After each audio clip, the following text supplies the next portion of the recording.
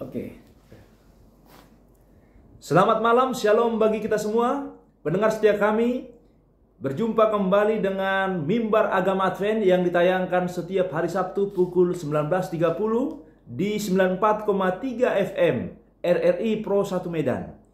Berjumpa dengan saya Pendeta Indra Siwotang bersama dengan pembicara kita malam hari ini, Bapak B. Panggabean. Selamat malam, Bapak Panggabean. Selamat malam, Pendeta. Apa kabar hari ini? Luar biasa. Terima kasih. Terpujilah Tuhan, dan malam hari ini kita akan mendengarkan firman Tuhan yang akan membangkitkan semangat pengharapan kita untuk lebih setia kepada Tuhan. Bila mana di antara kita pendengar setia kami yang ingin didoakan dan ingin diskusi tentang firman Tuhan, bisa menghubungi 0812 6086 6647. Dan kami akan merespons dengan mendoakan ataupun menjawab setiap pertanyaan yang akan ditanyakan. Dan sebelum kita mendengarkan firman Tuhan, kita akan sama-sama berdoa. Kita berdoa. Terima kasih ya Tuhan Bapa di sorga, malam hari ini kami akan mendengarkan firman-Mu yang akan disampaikan oleh hamba-Mu Bapak Panggabean. Urapi dengan Roh Kudus-Mu sehingga setiap firman yang disampaikan akan menguatkan kami, mengingatkan kami betapa pentingnya kasih Tuhan untuk kami mengerti. Berkati ya Tuhan pendengar setia kami dimanapun mereka berada.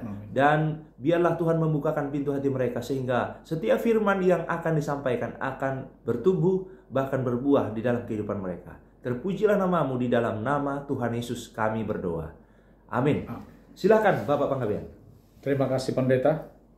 Pendengar setia kami dimanapun Anda berada, pada malam hari ini kami mengajak pikiran kita untuk merenungkan akan firman Tuhan tentang tanggung jawab kita sebagai orang tua kepada anak-anak sebagai milik pusaka dari Tuhan yang dipercayakan kepada kita.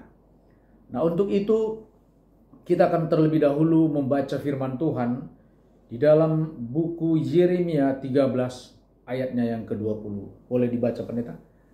Yeremia 13 ayat 20. Layangkanlah matamu, hai Jerusalem, dan lihatlah ada orang-orang datang dari utara.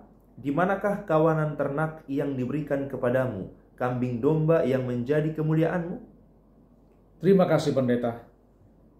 Pertanyaan ini ditujukan kepada para gembala yang menjaga kawanan domba.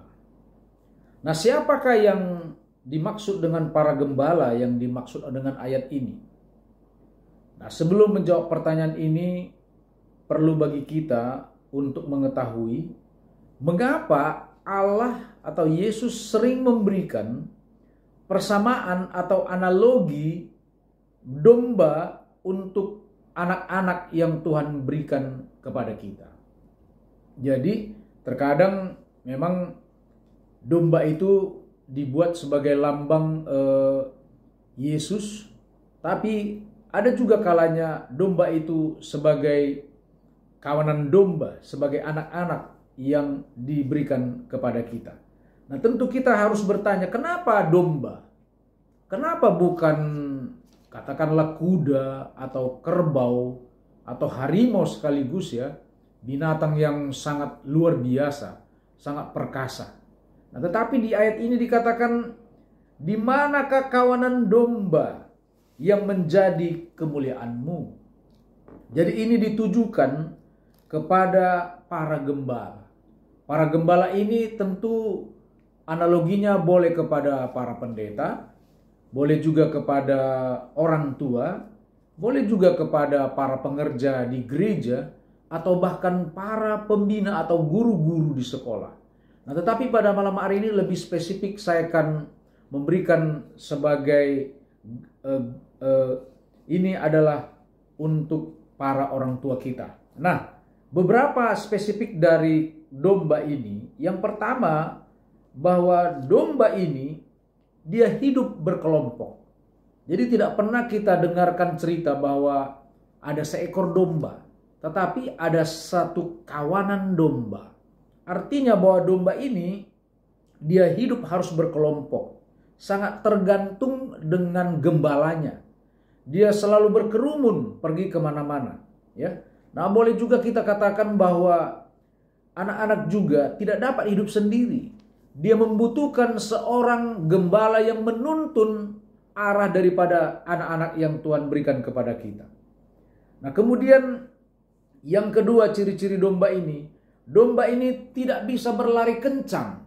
Oleh karena bulunya tebal, jadi dia nggak akan bisa lari kencang. Dan ini membutuhkan satu peluang bahwa dia akan gampang diterkam oleh siapa? Oleh kawanan serigala atau binatang buas lainnya. Nah, ini artinya bahwa seorang anak yang masih kecil, pikirannya itu masih sangat muda, dan dia menjadi satu sasaran empuk dari setan yang hidup, yang ingin menarik anak-anak kita keluar daripada apa? Dari jalan-jalan Tuhan. Nah, kemudian domba itu tidak makan sembarang rumput. Dia hanya makan rumput yang lembut, dan dia hanya mau minum air yang jernih.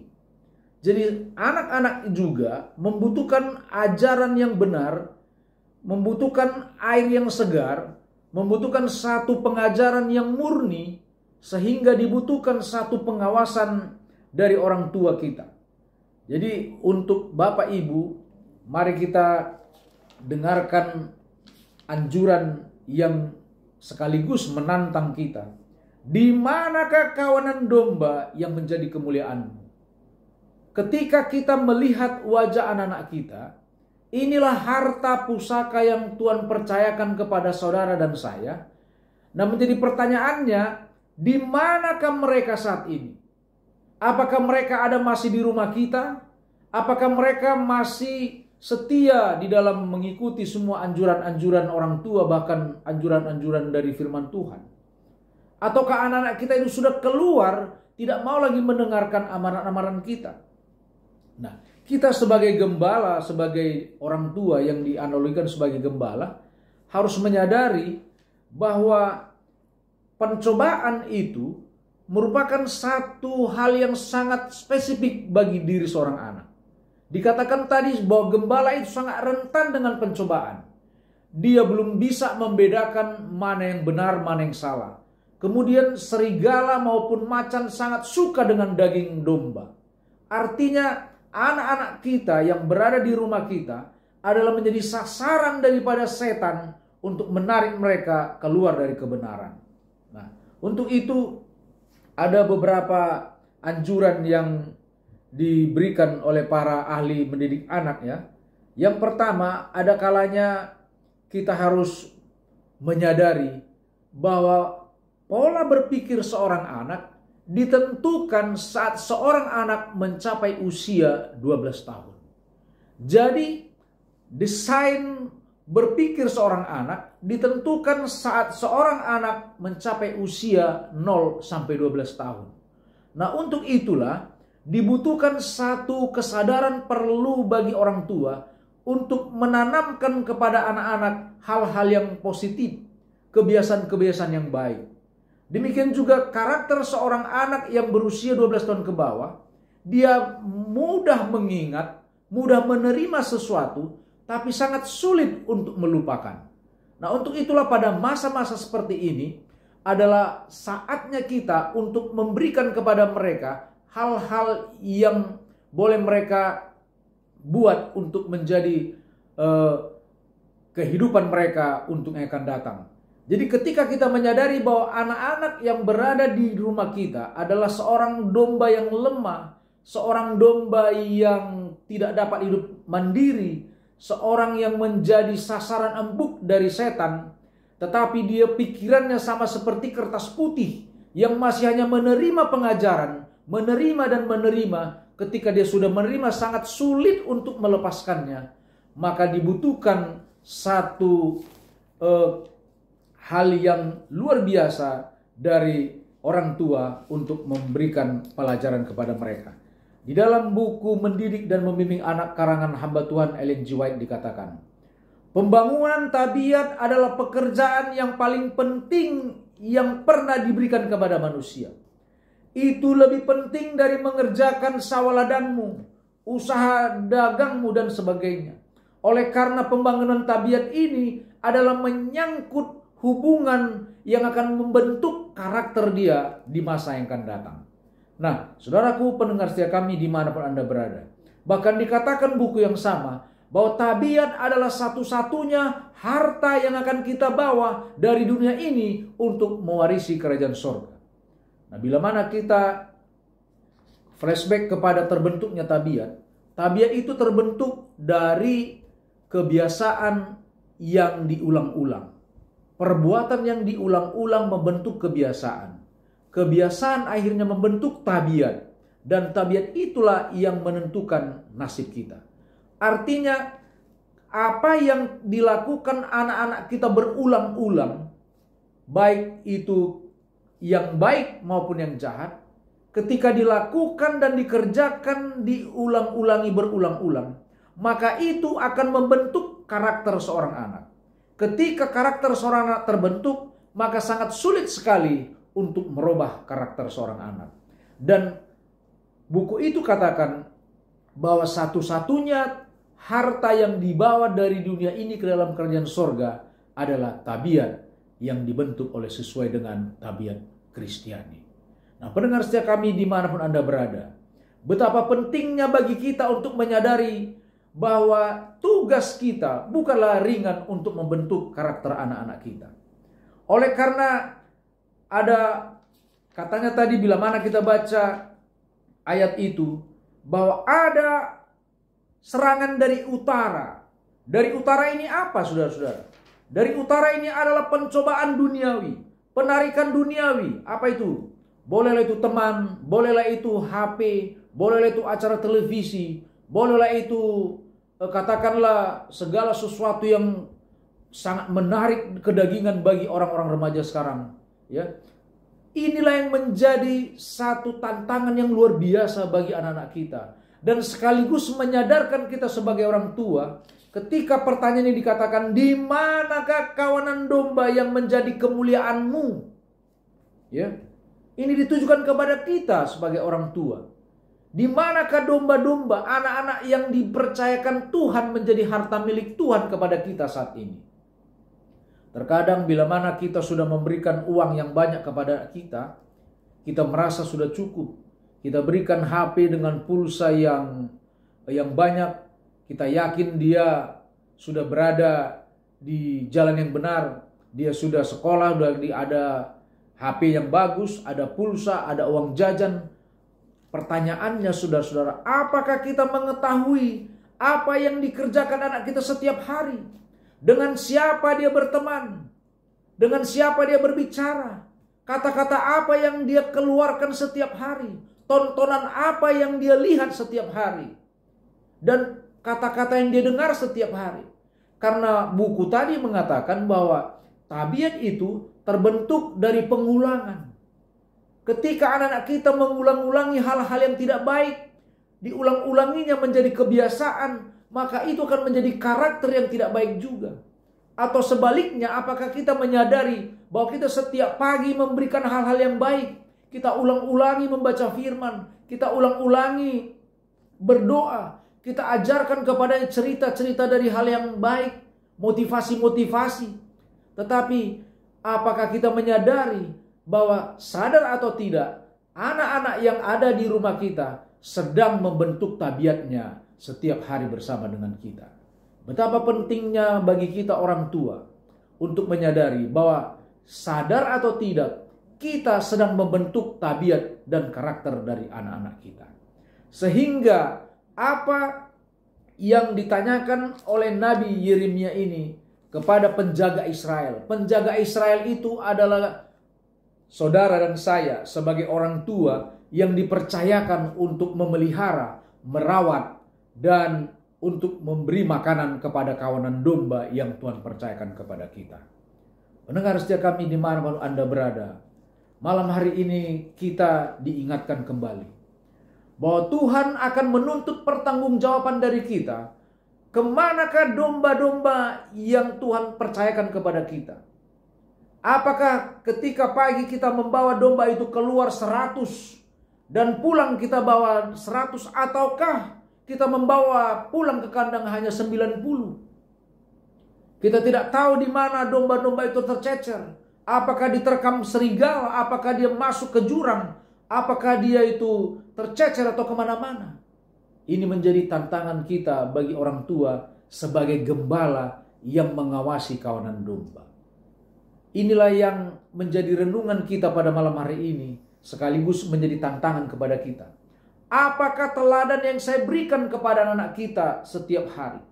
Apakah perkataan yang saya sampaikan itu memberikan motivasi yang benar kepada anak saya? Kata-kata apa yang keluar dari mulut saya sebagai orang tua yang didengarkan anak saya setiap hari? Tontonan apa yang dilihat anak saya di televisi yang ditonton di rumah? Bacaan apa yang ada di meja rumah kita setiap hari yang menjadi bacaan daripada anak kita? Dengan siapa anak kita berkomunikasi setiap hari? Berteman, dengan apakah anak kita menjajankan uangnya, apa yang dijajankannya, saudara-saudara. Jangan kita merasa bahwa kalau kita sudah memberikan anak kita uang 50.000, handphone yang bagus, maka tugas kita sudah selesai. Ketika Yesus datang pada kali yang kedua, dia tidak menanyakan apakah yang kita berikan kepada anak-anak kita itu sarjana kah, S2 kah, warisan tanah, tetapi dia tanya, di manakah harta, di manakah domba yang menjadi alat kemuliaanku? Apakah jawaban kita sebagai penjaga domba, sebagai orang tua bagi anak-anak kita? Inilah yang menjadi renungan kita pada malam hari ini. Semoga firman Tuhan ini menyentuh hati kita, agar kita sebagai orang tua, sebagai gembala, menyadari bahwa anak-anak yang Tuhan serahkan kepada kita adalah milik pusaka dari Tuhan. Dan pada saatnya kelak, Tuhan akan menuntut pertanggungjawaban dari kita. Kiranya Tuhan menolong kita sebagai orang tua dan memberkati semua anak-anak sebagai kawanan domba, dan akan kita kembalikan kepada Tuhan pada saatnya. Demikian pendeta. Terima kasih. Terpujilah Tuhan atas firman yang sudah kita dengarkan, yang mengingatkan kita bahwa kita ada tanggung jawab yang Tuhan berikan. Ada yang akan kita lakukan terhadap domba-domba yang sudah disampaikan tadi. Baik pekerjaan sebagai pendeta, ataupun orang tua, atau guru. Ada tanggung jawab yang kita harus pertanggungjawabkan pada akhirnya nanti. Biarlah firman ini dapat bertumbuh dalam kehidupan kita. Khususnya orang-orang tua, supaya memperhatikan anak-anaknya tetap di dalam kebenaran Tuhan untuk bersama di dalam kerajaannya nanti. Baik, kita akan tutup dengan doa yang akan disampaikan oleh Bapak Panggabean. Bapa kami dalam surga, terpujilah nama-Mu Tuhan. Pada malam hari ini kami kembali diingatkan.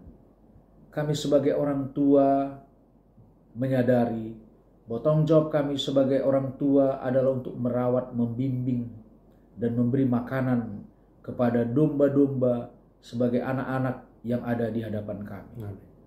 Terpujilah nama Tuhan yang sudah mengingatkan kami. Ada tugas, pekerjaan yang lebih penting dari mengerjakan bisnis sawaladang dan usaha tangan kami, yaitu untuk membentuk tabiat karakter dari anak-anak kami. Karena tabiat inilah satu-satunya harta yang boleh mereka bawa dari dunia ini ke dalam kerajaan sorga.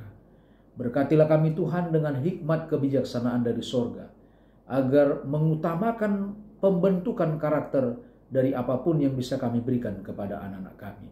Berkatilah semua pendengar setia kami, berkati orang tua, berkati anak-anak agar menjadi anak-anak yang menurut kepada Tuhan. Demikian juga semua pendengar setia kami dimanapun mereka berada, berkat yang sama Engkau curahkan kepada mereka. Berkati RRI yang sudah menyiarkan, di dalam nama Yesus kami sudah berdoa dan mengucap syukur. Amin. Amin.